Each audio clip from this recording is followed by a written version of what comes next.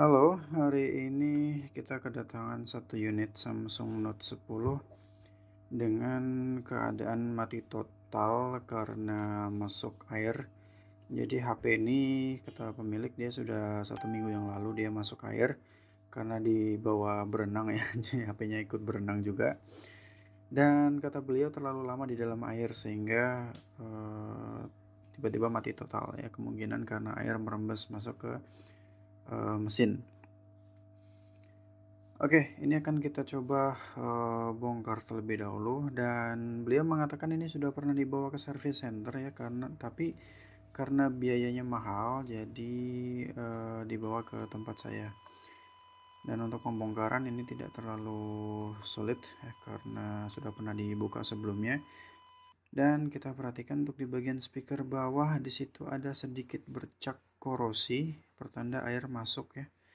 Kemudian untuk di bagian mesin, kita perhatikan untuk di bagian mesin bagian atas ini nampak sekilas tidak ada korosi, tapi nanti akan kita coba diagnosa lebih lanjut. Dan di bagian bawah terdapat korosi yang sangat jelas sekali, terutama di bagian konektor LCD. Itu cukup parah ya untuk di korosinya itu. Ada 3 titik. Kemudian kita akan pastikan lagi untuk inspeksi mesin. Jadi di sini kita mesti lepas dulu untuk setiap konektor yang ada. Kita akan coba cek mesin atas dan mesin bawah dengan lebih teliti, apakah nanti terdapat korosi. Untuk di bagian mesin bawah ini saya perhatikan sekilas tidak ada bentuk korosi, dan kita akan coba inspeksi untuk di bagian mesin atas, karena mesin atas ini sangat krusial ya. Jadi kalau misalkan di situ ada korosi, otomatis pasti mati total. Dan tadi di konektor LCD kita sudah melihat ada korosi, dan kita sekarang pastikan untuk di bagian mesin atas. Oke, ini mesin atas kalau diperhatikan saya tidak melihat ada tanda korosi ya. Jadi kemungkinan air itu merembes dari bagian bawah, tapi untuk di bagian atas ini mesin aman. Ya, kemungkinan memang air itu masuk merembes dari bagian bawah. Oke, kita akan coba fokus di area bawah, khususnya di bagian konektor LCD. Kita akan coba bersihkan dulu dengan menggunakan alkohol isopropyl. Sebetulnya teman-teman bisa menggunakan thinner, tapi saya sarankan menggunakan alkohol isopropyl dengan kadar minimal 90%. Jadi jangan yang di bawah 90% ya, apalagi yang 50% banding 50%. Nah, itu dia mengandung air. Kalau mengandung air ya sama saja, nanti tidak membuahkan solusi tapi menambah masalah baru nanti. Oke, kita bersihkan sampai benar-benar bersih dan kemudian kita keringkan, dan pastikan di situ tidak ada korosi yang tertinggal ya. Karena kalau sebuah komponen elektronik dia ada korosi, ya, kalau misalkan korosinya itu menghubungkan antara arus negatif dan arus positif, otomatis nanti akan terjadi konslet. Dan ini saya perhatikan masih ada sedikit korosi, jadi saya bersihkan lagi untuk di bagian bawah. Kemudian kita keringkan dan kita inspeksi lagi, pastikan benar-benar tidak ada korosi atau cairan alkohol yang tertinggal.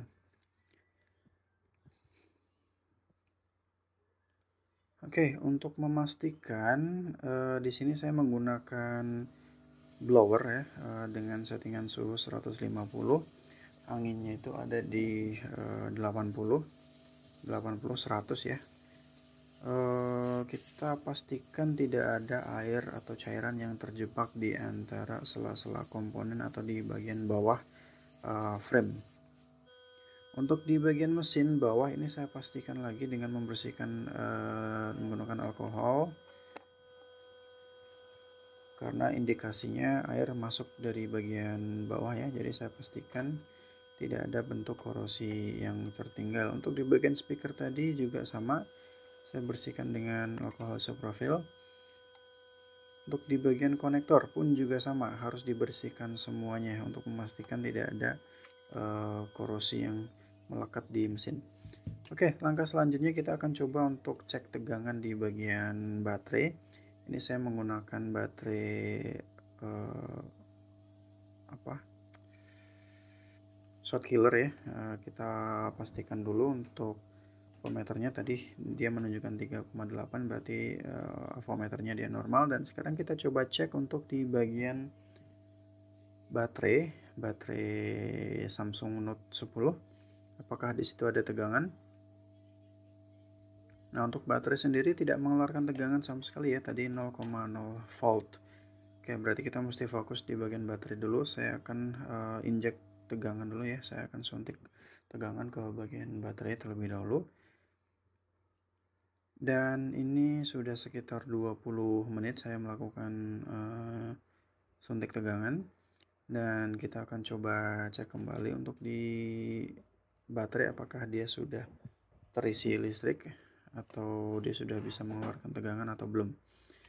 Kita stop voltmeter itu di 20 volt, kemudian kita hubungkan probe hitam ke sisi negatif, kemudian probe merah ke bagian positif jalur baterai, dan muncul 3,8. Ya, muncul 3,8. Untuk voltase minimal itu 3,7 untuk syarat bisa menghidupkan baterai. Nah, sekarang kita akan coba cek. Perhatikan untuk konsumsi arusnya dia 0,02 ampere. Jadi ada indikasi ini baterai tidak teraliri listrik ya. Tidak ada arus listrik yang masuk di bagian baterai.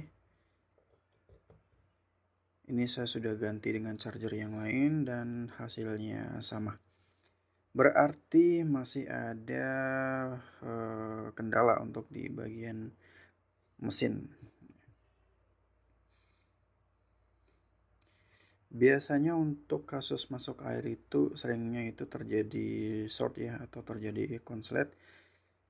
Kita akan coba analisis dulu dengan menggunakan multimeter digital.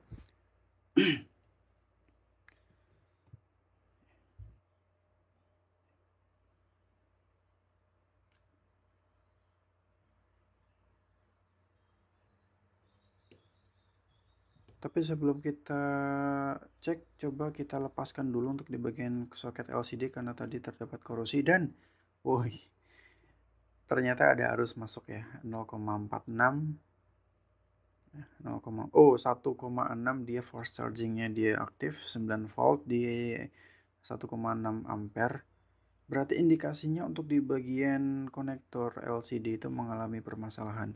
Ini kita belum coba cek dengan multimeter tapi sudah ketahuan ya permasalahannya.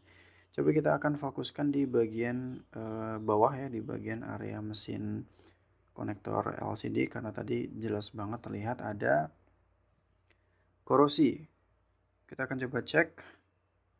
Dan untuk di bagian yang terdapat korosi tadi di kapasitor yang paling besar di bawah IC controller itu berbunyi ya, berarti menandakan untuk di bagian kapasitor tersebut dia mengalami short atau mengalami konslet. Untuk di area korosi yang sebelumnya terlihat itu di bagian kapasitor yang lain tidak terjadi short ya, dan hanya di bagian kapasitor yang paling besar ini aja yang mengalami short. Oke, kita akan coba lepas dulu di bagian kapasitornya.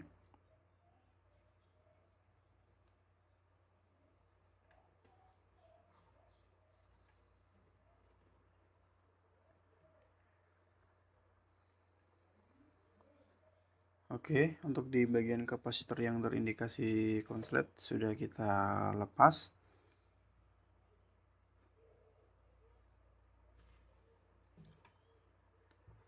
Kita akan pastikan dulu apakah memang benar ini pelakunya yang menyebabkan HP-nya itu mati total. Kita gunakan multimeter digital dengan mode kontinuitas. Ya, kalau dua sisi kita hubungkan dia berbunyi maka terjadi short. Dan benar ya, ini terjadi short. Oke, kita bersihkan untuk bekas pengangkatan timah tadi ya, bekas kapasitor yang kita angkat. Kemudian kita akan coba pasang kembali, kita akan coba rakit kembali untuk konektornya. Dan kita perhatikan untuk konsumsi arusnya langsung ya, dia 0,46 dan kemudian naik di 9 volt dengan arus 1,6 ampere dan HP-nya bisa menyala. Berarti untuk permasalahannya adalah di kapasitor yang konslet yang ada di area konektor LCD yang ada di bawah controller backlit tadi. Oke, ini HP sudah hidup dan sepertinya masih terjadi kendala ya, touchscreen-nya tidak berfungsi. Ya, untuk di bagian sentuh dia tidak merespon sama sekali. Ini ya, dia tidak merespon. Barangkali ada konektor yang memang belum terpasang dengan sempurna. Ini akan saya coba presisikan kembali, akan saya coba pasang kembali dengan presisi, dan kita perhatikan lagi untuk bagian touchscreen-nya, apakah dengan memasang kembali konektor akan memperbaiki masalah. Voltase dan arus ampere normal ya, 9 volt first chargingnya dia aktif, untuk ampere arus ampernya dia normal. Untuk di bagian touchscreen masih sama, dia tidak berfungsi sama sekali